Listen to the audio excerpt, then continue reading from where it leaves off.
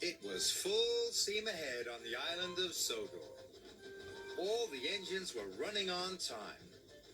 They wanted to finish their work quickly, because tonight was Halloween. The engines loved seeing the children in their Halloween costumes.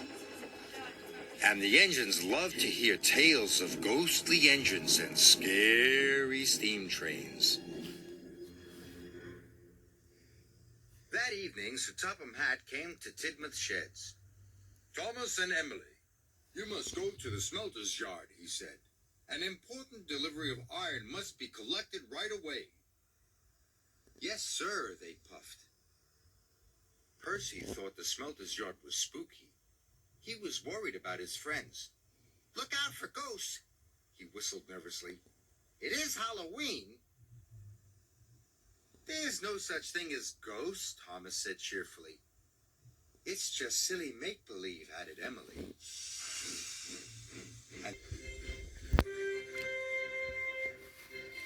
The sun was setting, and it was getting dark. Imagine being scared of Halloween, puffed Thomas. Or the smelter's yard, sniffed Emily. Pah, added Thomas. Thomas and Emily enjoyed feeling brave.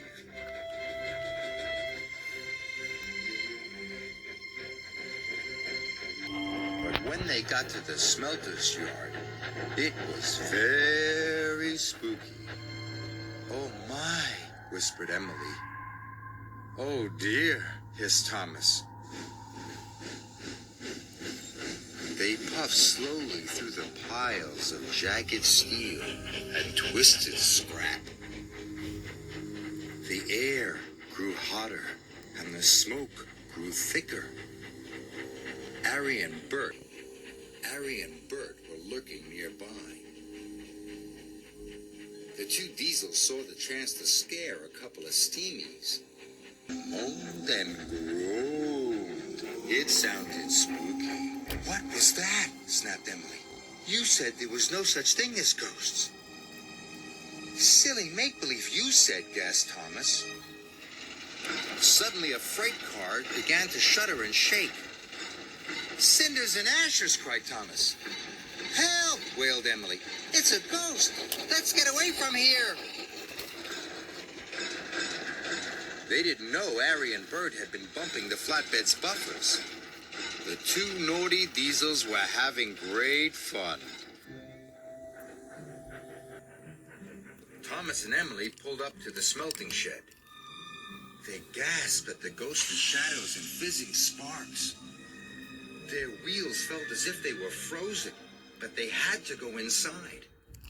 I hope the ghost hasn't gone in there, quaked Thomas. Me too, quivered Emily. And they both rolled slowly into the smelting shed.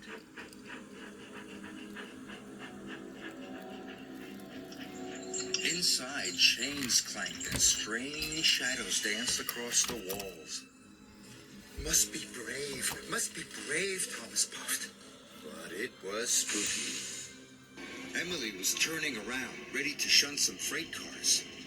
Suddenly, a great whoosh of sparks lit up the shed. Bless my buffers, cried Emily. Emily was scared. She didn't notice the huge white tarp.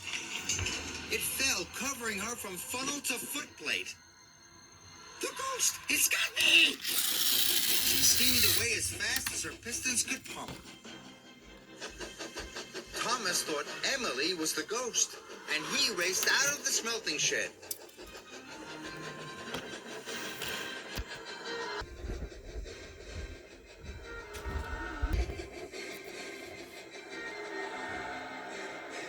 The ghost is after me, cried Thomas. Harry and Bert thought Emily was the ghost too, and they raced away. Thomas was right behind them, and Emily was right behind Thomas.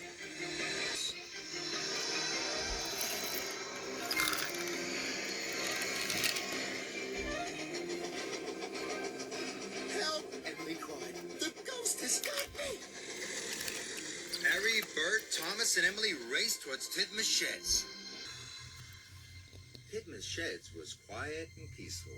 All the engines were fast asleep. Thomas's whistle soon woke them up.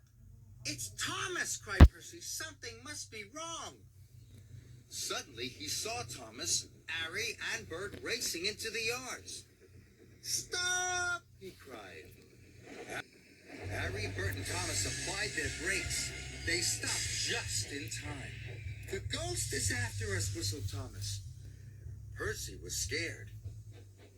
But just then, Emily raced under a signal and the car flew off. "That's no ghost," said Percy. "That's Emily." The engines didn't feel scared anymore, but they did feel foolish. Sir Topham Hatt arrived wearing his pajamas. "What is all this fuss and bother?" he boomed. "It has caused confusion and delay." "But, sir," cried Thomas, "the flatbeds were rattling." "And we heard moaning," said Emily. "And groaning," added Thomas. Sir Topham Hatt looked at Harry and Bert. "Do you know anything about this?" he asked sternly. "It was us, sir. It was us, sir," Bert mumbled. "For your punishment, you go back and collect the iron at once," said Sir Topham Hatt. "Yes, sir," said Harry and Bert, and they rumbled away.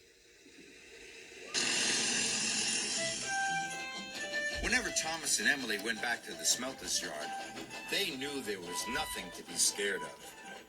After all, there is no such thing as ghosts. It was all silly make-believe.